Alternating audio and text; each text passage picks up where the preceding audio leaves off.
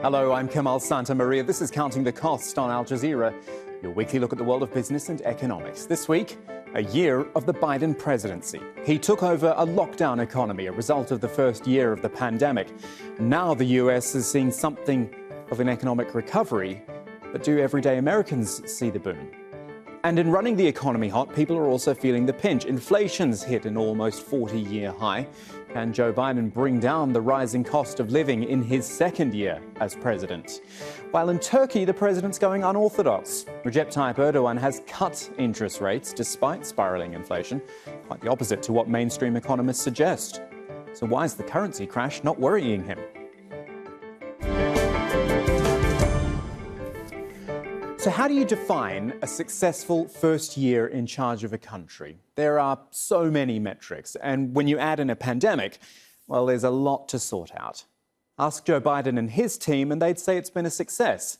The economy recovered faster from the pandemic than most others, and based on some of the 10 main market indicators, the economy has improved more in Biden's first term than any of his predecessors in the past 50 years.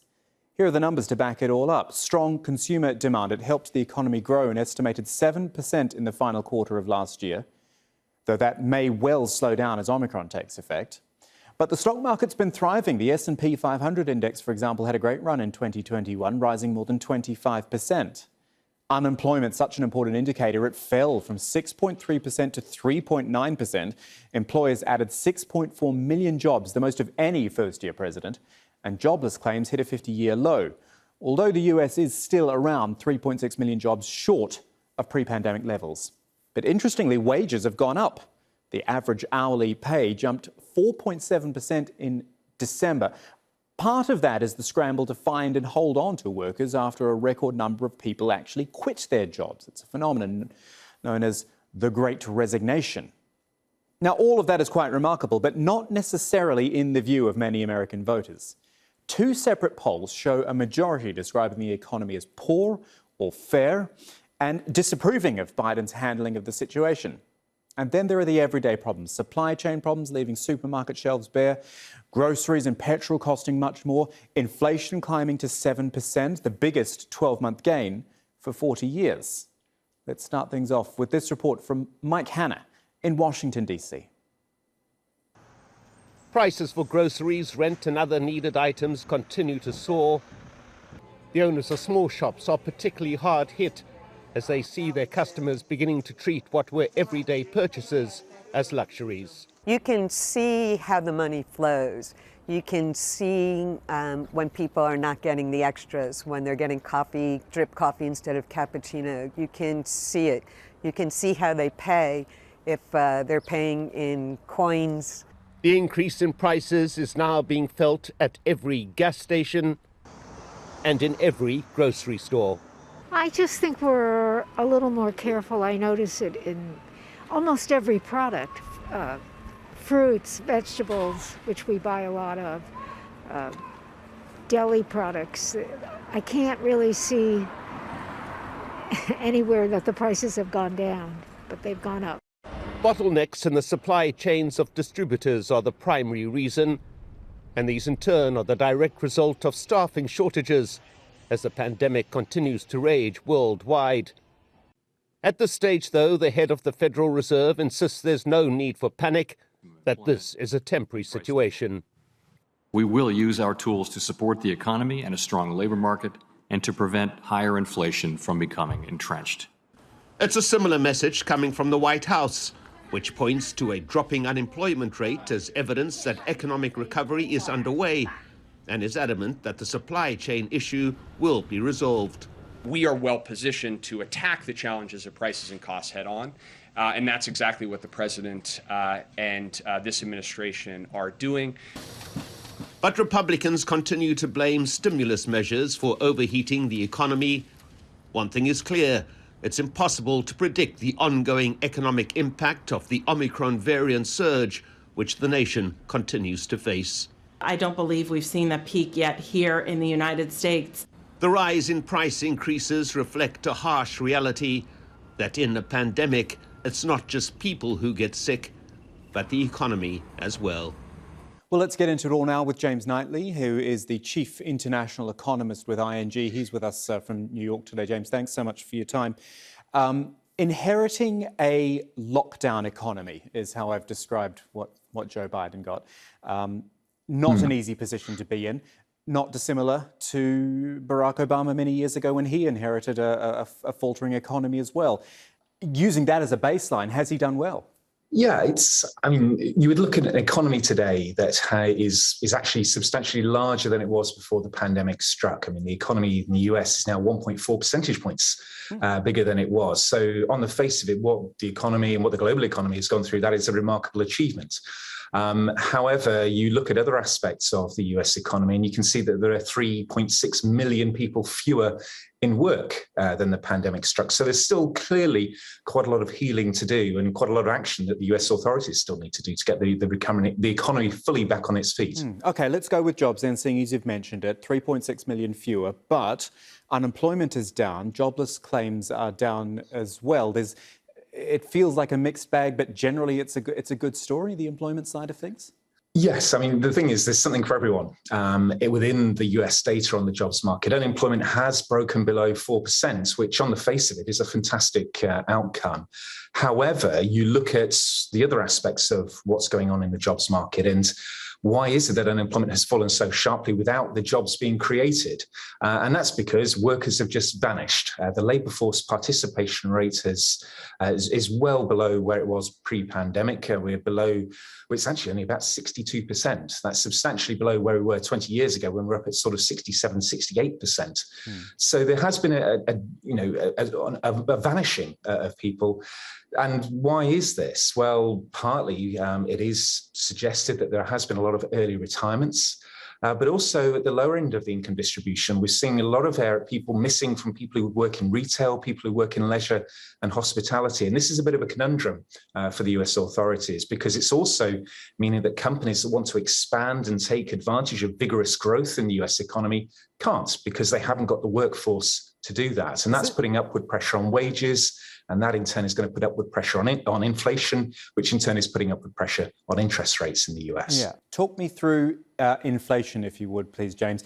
Well, when a president in his first year is happy to come out and say, yes, this is bad, it's at a 40-year high and we need to do something, but then he's clearly acknowledging that there is something at play here. In basic terms, what is at play for it to have reached such high levels? It's a combination of factors. One is on the demand side. When you throw $5 trillion of stimulus at an economy, some of that is going to stick and actually work. And that is why we have got an economy that is larger than it was before the pandemic. So the demand side is very vigorous. But at the same time, the supply side capacity of the US economy to meet that demand hasn't grown. In fact, it's probably shrunk, as we can tell with the loss of workers in the US economy, the supply chain strains that we're all well aware of, the chip shortages. So that sort of demand-supply mismatch means that there's a lot of money chasing not as many goods. I mean, you look at it in the car market in particular, where used car prices have risen the best part of 40% in the last year because you just can't get hold of a brand new car. So these sorts of dislocations of bottlenecks in amidst good demand is really what's driving the inflation story. Okay. James, I want to drill down into something a bit more policy related in some detail. So just bear with me a second while I sort of go through this with our viewers. Build Back Better. Sure. 3 words which are at the core of Joe Biden's economic plans. An act which includes social policy, hundreds of billions of dollars for climate change programs, an increase in taxes on corporations and the richest individuals. All, though, put in doubt because of senators from Joe Biden's own party who said they wouldn't support it. The president, however, did sign into law a $1 trillion infrastructure bill aiming to protect communities against climate-fueled disasters and among some other projects. Now, I don't want to get, James, into too much of the politics of Joe Manchin and Kyrsten Sinema and the likes, because that's a whole other story. But, you know, everything in Build Back Better sounded like it was positive and strong. Why couldn't it get the support? Yeah, it's interesting. We've seen this basically being sliced and sliced and sliced, smaller and smaller each time. It initially started out as a $2.2 trillion plan, then it became a $1.7 trillion plan, and is now down closer towards $1 trillion in terms of the additions into the infrastructure bill that has already passed. There's a physical infrastructure bill of $1 trillion that has got through, but as you say, this sort of Build Back Better social policy, green, climate related aspect is struggling. And this largely centres on, again, this inflationary aspect that some people within his own party are anxious that we've got a highly inflationary economy that's very, very strong as well. And this is just going to add more fuel to the fire. And people are very nervous about inflation. People can feel it in their pockets. The value of their dollar doesn't go as far as it used to. And that has led to consumer confidence falling away quite sharply. So there is this sort of anxiety, not just amongst the Republicans, but as I say, even amongst his own party about what this means for household finances over the medium to longer term. So it's all about this concern that inflation could really take hold, and we might end up seeing the Federal Reserve take even more aggressive action and slow the economy. So it could, in some people's minds, actually be counterproductive. And that's why I think there is some hesitancy amongst some members of his own party to back it. And I wonder if that will lead to hesitancy or a change, at least, in Joe Biden's path. This is perhaps a more political question, but when you've put everything into this idea of building back an infrastructure and it hasn't really worked in the first term, and you want to get re-elected not just in 3 years' time, but you want to win the midterms in a year's time as well, and the people aren't responding to it that well, maybe there's a change in tack needed. That's quite possibly true. We had Joe Biden's big speech, which was hoping to be a big reset of his policies. You know, we'd find out what he plans to do. And in the end, he kind of got sort of stuck down into Russian politics and you know, the politics of Ukraine. And so we haven't got a clear vision, really. And this is a challenge because domestic political factors really drive US elections. We have to admit that. And those domestic political considerations are very tough. Joe Biden is the least popular president of all time, if you exclude Donald Trump. So that just shows you how, you know, politically fraught it is all in the US right now.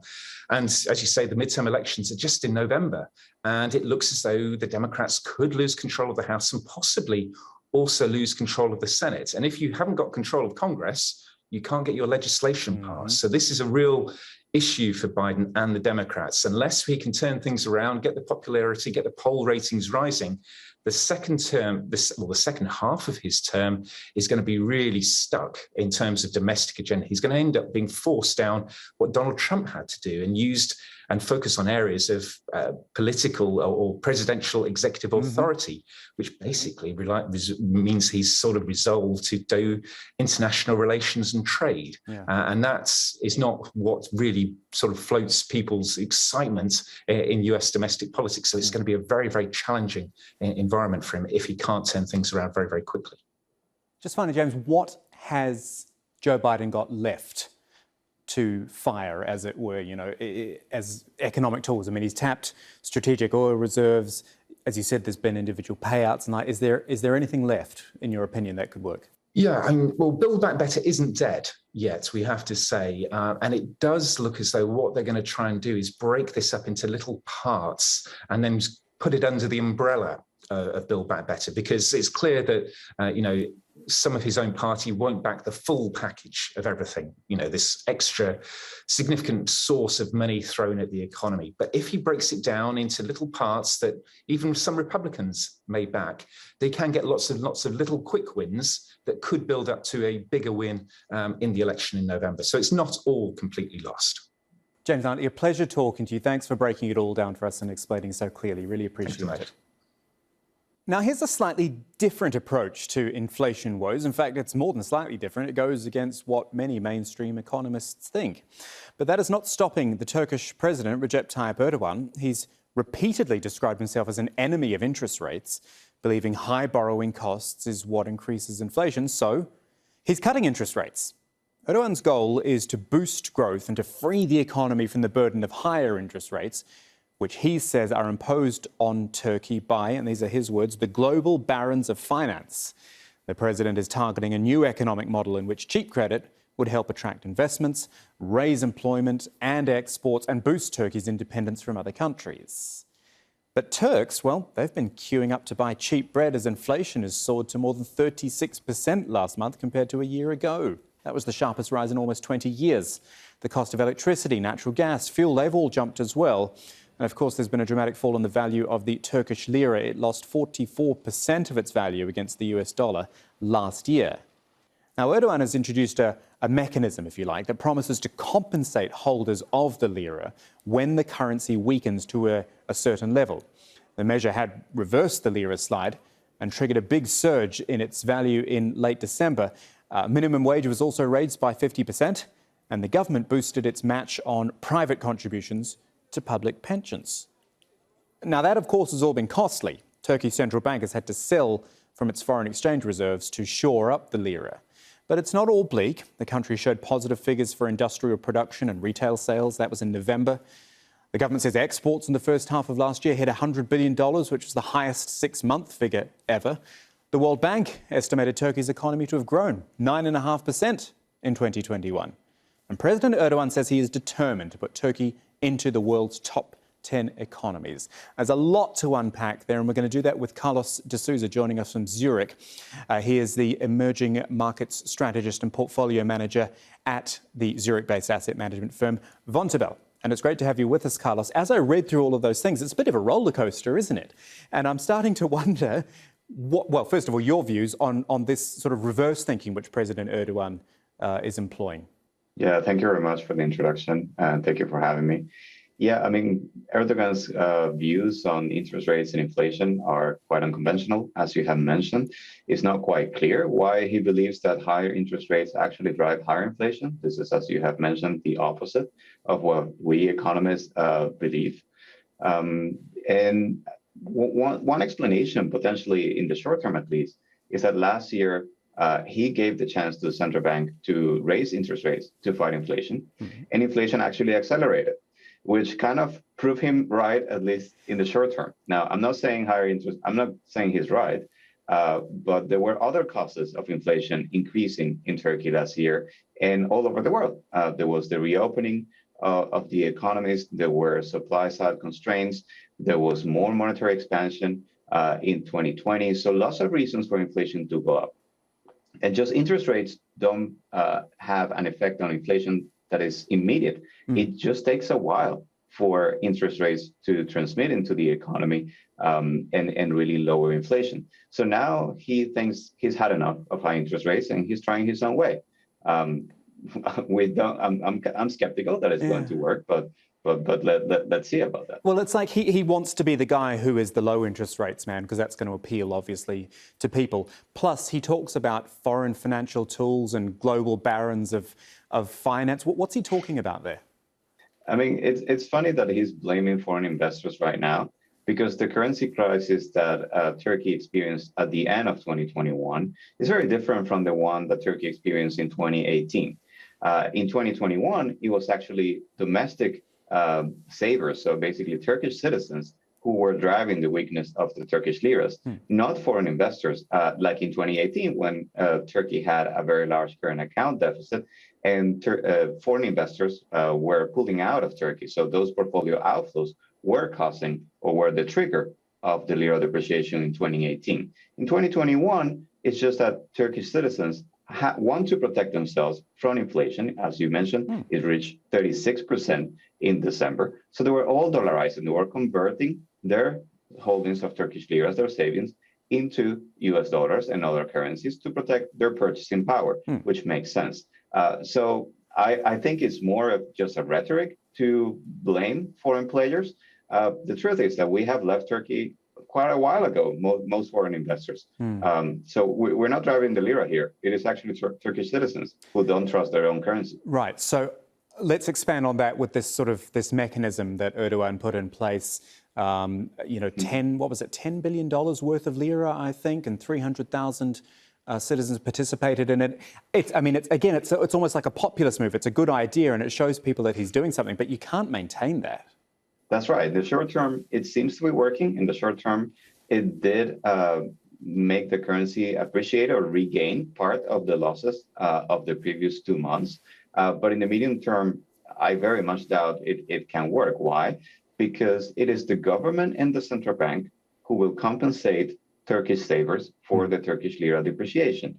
This means that as the Turkish lira eventually depreciates, and it will have to depreciate when you have more than 30% inflation, the currency cannot be stable. It's just not possible because it would just make imports much cheaper, and this would make the current account widen in an unsustainable way. So there is just no way that any country in the world, not just Turkey, any country in the world can have high inflation and a stable currency. Of course, but the low currency, sorry to interrupt you, the low currency, Erdogan likes that as well, doesn't he? He says that's actually a good factor. It's good for exports and for boosting the economy that way.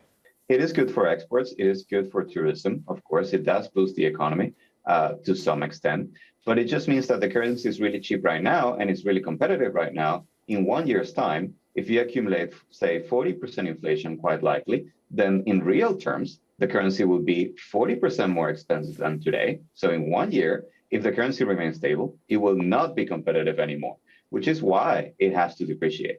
And once it depreciates, then the government, the treasury, will have to pay all these depositors, these 10 billion that you mentioned, they will have to compensate them, partly the treasury and partly the central bank. So that's more deficit, that's more money printing. That means more inflation in the medium term. And so it's a bit of a vicious circle in the medium term. Right now, it has worked. It has changed expectations of the people. People are no longer afraid of holding liras because they will be compensated, which is all that they want. They want their purchasing power to be maintained, like we all do. But medium term, I don't see this working. Okay, you refer to, quite rightly, the medium term, short term, long term. Have you got any thoughts on what that timescale actually is? Because as we said, you can't keep propping up the currency like this all the time. And there's got to be some long-term plan here. It all just seems to be, it all feels very short-termist.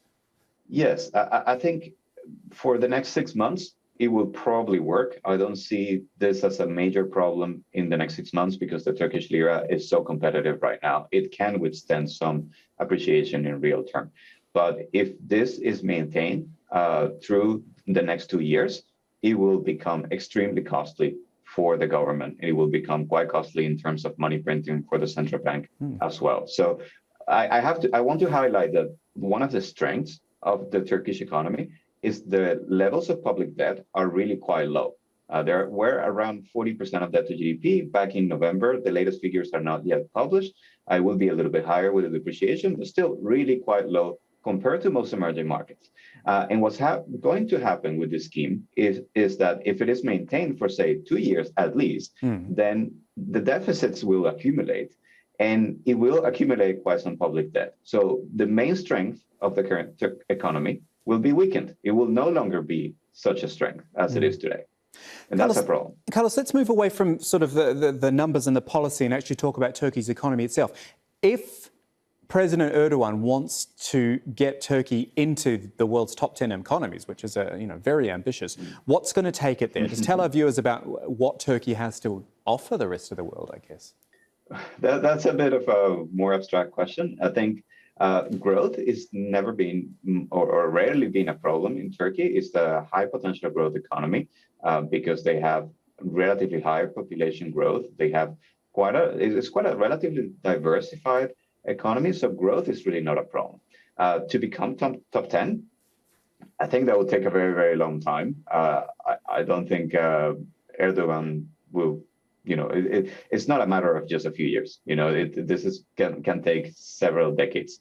And I think a very high inflation like the one Turkey has right now is a big problem. It's a challenge to achieve these ambitions, because typically countries that have 30, 40, 50% inflation, they're not stable. And Turkey, even though it has had high inflation for the last 4 years, double-digit inflation since early 2017, not as high as today, but high inflation. And that has been a source of recurrent crises in Turkey. So if you have a high potential growth, but you have very frequent crises, at the end, the accumulated growth over the long term is not as high as of a country that maybe has a little bit less growth, but is much more stable, that it doesn't have such frequent crises. So if they want to achieve this ambitious, they have to tackle inflation, really. I think this is very important. And I don't see the current policies as being the way to success, quite frankly. Carlos de Souza, talking Turkey with us this week on Counting the Cost. Thank you for your time. We do appreciate it. My pleasure. Thank you. And that's our show for this week, but do let me know what you're thinking, what you would like to see on the show as well. You can tweet or DM me at KamalAJE. Please use the hashtag AJCTC when you do. Or if email's more your thing, countingthecost@aljazeera.net is our address. And there's plenty more as well online at aljazeera.com/CTC. Takes you straight to our homepage with individual reports, links and entire episodes for you to catch up on whenever you'd like. But that is it for this edition of Counting the Cost. I'm Kamal Santamaria. From the whole team, thanks for joining us. The news on Al Jazeera is next.